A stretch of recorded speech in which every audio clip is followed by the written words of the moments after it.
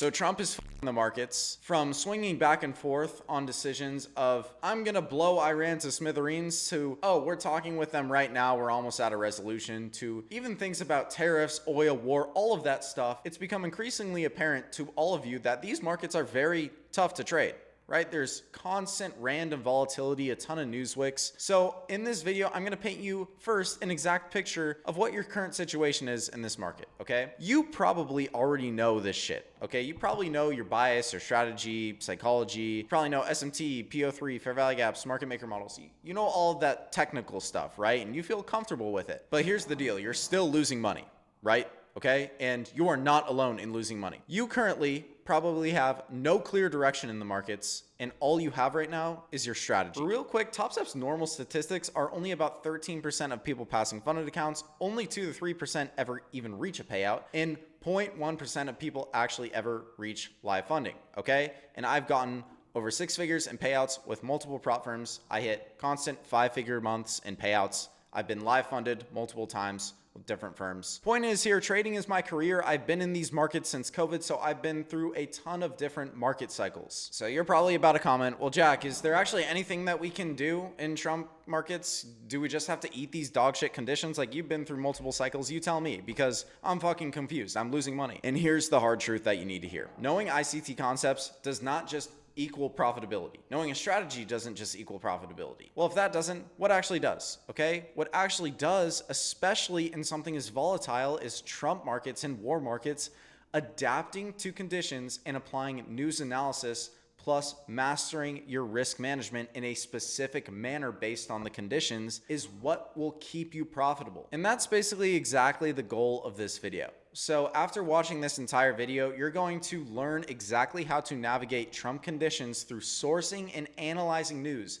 the correct way, learning how to navigate the charts in war and tariff conditions, and applying Trump conditional risk management to actually stay afloat and potentially even bank some payouts in these crazy times. So without further ado, let's just go ahead and dive into the first portion of this video, which is how to actually properly source your news and then use that news to game plan your trades in these Trump conditions. And surprisingly enough, the first thing I'm going to say is Twitter. And you're probably already thinking, Jack, why the fuck would you use Twitter? We have Forex Factory, right? We can see every single yellow, red, orange folder on the market. I can see, Powell speaking at this exact time. Why would I ever need Twitter? In these Trump markets, 90% of the news that is going to matter anything to you is going to be posted on Twitter and not on Forex Factory, not on any economic calendar, because these are live events of conditions that are currently happening, okay? So when I mention Twitter, or X, if you want to fucking call it X, go ahead. I think that's stupid, but that's what it's called now. Anyways, you need to be following 3 specific accounts, okay? The first one is going to be Unusual Whales, okay? And again, I'm not affiliated with any of these accounts. These accounts are completely free to follow. They give the absolute quickest updates on the news. So this is what I am constantly updating and constantly scrolling when I'm activating trades in these markets. So the first account is going to be Unusual Whales, okay? The second account that you want to be following is going to be at Financial Juice, okay? Now, the third one is going to be this Walter Bloomberg account, okay? And this is a capital I, DEITA 1. Okay, that's what you want to type in. Make sure you follow the right account. But these are the 3 accounts that you actually want to be following. Now, in addition to this, these accounts are usually going to post something instantly when either Real Donald Trump or Truth Social posts something. But it's probably a good idea to follow both of those as well, just so you can get the very quickest updates on things. So what I'd recommend doing is going to Twitter right now, download it if you don't have it, and go and follow all of these accounts. Once you've followed those accounts, you can actually follow along and maybe take some notes on how we actually analyze these tweets and pick and choose which ones we actually pay attention to. Okay, great. So you've downloaded it, you follow the accounts, and now you're back, and you probably scrolled through it a little bit and you're like, what the fuck? There's like literally 10 tweets every single 30 minutes from each of these accounts. How am I possibly supposed to know all of that? I'm not an economist. I didn't graduate with an economics degree. What do we actually pay attention to? So the first thing I want to mention is Twitter accounts like these kind of have their own version of red folder news, okay? So anything that you see that has, with financial juice at least, they tweet a red dot, that means something significant is most likely happening, okay? Again, with the Walter Bloomberg account, you're going to see like the exclamation mark emoji, or you're going to see breaking. If you see breaking, exclamations, or red dots, that usually means something of high impact is happening. And that something is probably going to affect the market or make a larger wick in the market. Like right here, we see breaking 8 hours ago. Iran rejects all US demands and refuses to meet with American officials. That's pretty bearish, right? That's something that we can right off the bat determine, okay, that's probably not going to make the market go up, because that is getting farther away from us resolving the entire Iran conflict that is putting us in these volatile and bear market conditions. So a lot of these tweets, guys, are quite honestly going to be a little bit of common sense. However, I am well aware that a lot of you guys don't have the market experience I do, okay? And you might need some help with deciphering some of these tweets, especially if it's something about oil or the Strait of Hormuz. You might not know if, oh, is good for the oil bad for the market? Is bad for oil good for the market? Are they going to move together? Are they going to move separately? So I'm going to show you a very easy way on how exactly to determine what these tweets actually mean if you're confused about them. So all you're going to do is you're going to copy the tweet that you're confused about and open up an AI. You can use ChatGPT. You can use Claude. If you guys have Claude, that's going to be a lot better. But let's just use ChatGPT for this example. Explain this tweet to me and give me an analysis of why this is bullish or bearish for the markets. Okay, so you can literally just ask it, hey, is this tweet going to be bullish or bearish for the markets? And it's going to give you a pretty good summary. Okay, why this is bearish for the markets. Okay, like I just mentioned, less chance of de-escalation. Okay, so for a lot of these tweets, you guys are going to be able to tell pretty quickly, is this going to be bullish or bearish for the market? Now, as far as like big pieces of news, the biggest pieces of news are going to come straight from Donald Trump himself. So if you see like Trump semicolon and then a message, that's going to be something that'll impact the market. Or if you hear it from Truth Social or real Donald Trump himself, those are going to cause massive moves in the markets, which are going to commonly be known as data wicks, which is going to bring us into the second portion of this video, is how do we actually navigate the conditions on the charts? So in these Trump news conditions, you're going to see a lot of moves like this and a lot of wicks that are abnormally larger sized than what the rest of the market is usually looking like. And obviously, like I said, those moves are coming from what you can find on Twitter. You know, what Trump is saying, movements in Iran, all that sort of stuff, okay? What do you actually do when you see this type of movement, these data wicks being formed? Now, a data wick is actually going to be one of the highest probability draws on liquidity in the entire market. And that has applied before Trump markets even came into play this year. So whenever you see an abnormally large wick, you definitely want to be marking that out for yourself, okay? Now, what I usually like to do is when I find a data wick, I will instantly go over to Twitter and see exactly what that data wick actually was, okay? So in this scenario, let's drop a time frame and just run through a situation, okay? This, for us, was a very bullish scenario, okay? This data wick came from really bullish news. So whenever I see that happening, and we don't get bearish news in the meantime, if I see my setup forming, I am going to pretty much every single time want to be long into this data wick, okay? Now, however, if a big data wick comes out and the news is bearish and we're dumping, that doesn't just mean, oh, I'm going to mark the data wick out and that's going to be a price magnet. No. It's only going to be a price magnet if that narrative stays, okay? If Trump says, here, Iran negotiations are going fantastic, and then 3 minutes later, Iran says, no, we haven't spoken to Trump at all, you know, we're still going to go on the attack, we're not opening the Strait of Hormuz, then we're probably just going to be bearish, okay? In these markets, you have to take news into effect because it is going to beat the shit out of technical analysis in these markets especially. So you have to wait for technical analysis to line up and for news bias to line up. So if we are still long bias, we saw our entry model somewhere within there, we'd want to be long into this data wick. Okay, if I don't see my setup, I'm just going to completely sit out of the market. But let's actually run through a scenario. So this was a New York AM session, okay? Right here, we clearly have a data wick, but as the morning went on, we kept getting relief signs that the market was going to continue pumping based on news and also based on technical analysis. So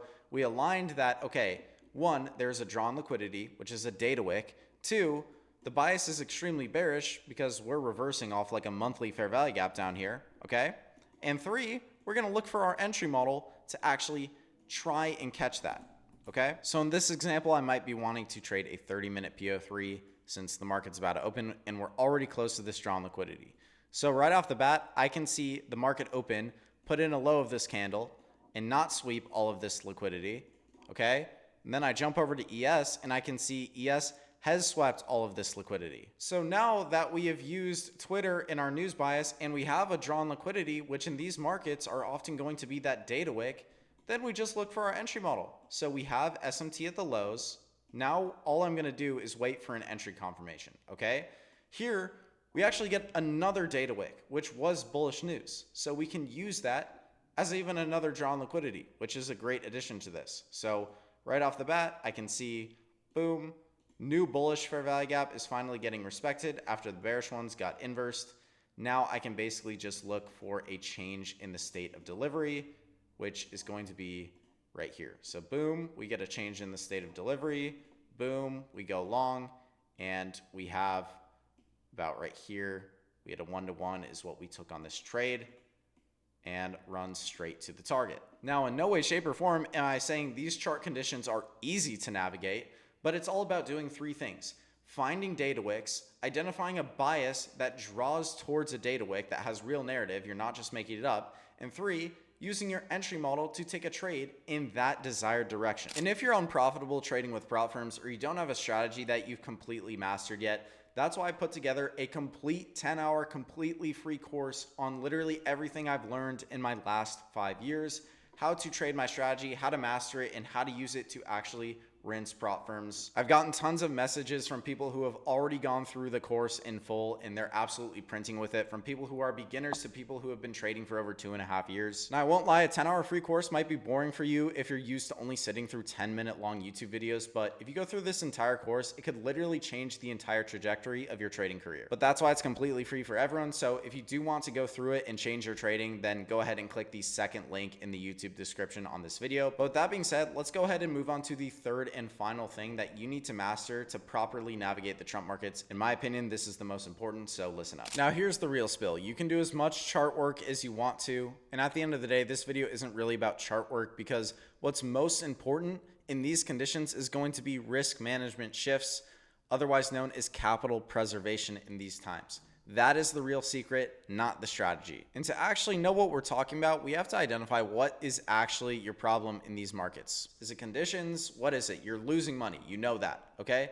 Now, I'm willing to bet you think since last week was so fucking bad, or the last 2 weeks have been so fucking bad, statistically, you're just bound to get a payout, or you're bound to find winning trades, or conditions are just automatically going to get better just because you were losing so much previously. That's what you're thinking. And then right after you say that, you go into the new week here and you get fucking absolutely cooked. And then you go into tomorrow, you get cooked the next day. It keeps repeating, right? It's a never ending cycle in these markets. Now, first I want to say, again, I've been in the markets for 5 years. I've had bad months too, right? These conditions are probably the hardest I've personally ever seen in my entire trading career, okay? But I go month by month, year by year, okay? This game is a marathon. I'm focused on capital preservations when I see conditions get tough, right? February for me was pretty good, right? I made right around 60 grand in payouts with prop firms. That was amazing. March wasn't so hot, and I knew it wasn't going hot, and I knew my trades weren't hitting as they were in February, so I decided to de-risk and focus on preserving my capital. I switched my mindset from being aggressive and ripping a ton of payouts to more of a survival mode.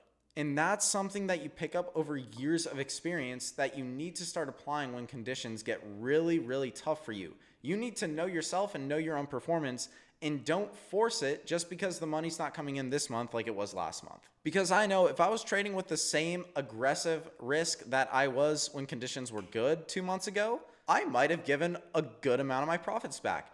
But I didn't, okay? I barely took a losing month this month instead of losing 60 grand like I might have if I actually used my normal risk management. How did I do that? Okay, I identified my current conditions, okay? After identifying that my current conditions were not great, my win rate wasn't great, my normal A+ trade setups either weren't forming or weren't hitting, I de-risked, okay? Because I identified that these markets were too unpredictable for me, so I had to de-risk and basically only put risk on when I see those really good setups that have aligned bias with a data wick and news is aligning. And another thing is sit out of these conditions if you identify that they're poor, okay? You don't always have to take a trade. If you see your setup, but there's an Iran tweet coming out every 3 to 5 minutes, maybe I probably shouldn't take this trade. But if a big conflict resolution just happened, then you might think, okay, I probably have a little bit of breathing room. If I see my setup, I might be able to take a trade. But overall, you guys have to be okay with being boring in these conditions, okay? Losing weeks and even losing months are a part of this long-term process. Like I said, I trade full-time, okay? I've had bad months, but I've also had fucking amazing months that make up a lot of my profits during the year, okay? So take your mindset out of the short term and shift it into survival and capital preservation, okay? Once the Iran conflict is over, or once, Trump's, tweets are a little bit less volatile and conditions are getting better, then I can start putting a little more risk back into the market, okay? That is the winner's mindset in this game. Not trying to revenge trade all of your profits the second you get out of a losing month of March. That's what you don't want to do. And again, me personally, I'm already up over 6 figures between January and February. No way am I going to go and give all that money away because conditions aren't in my favor, okay? I have an edge. I know my edge. I know my market experience.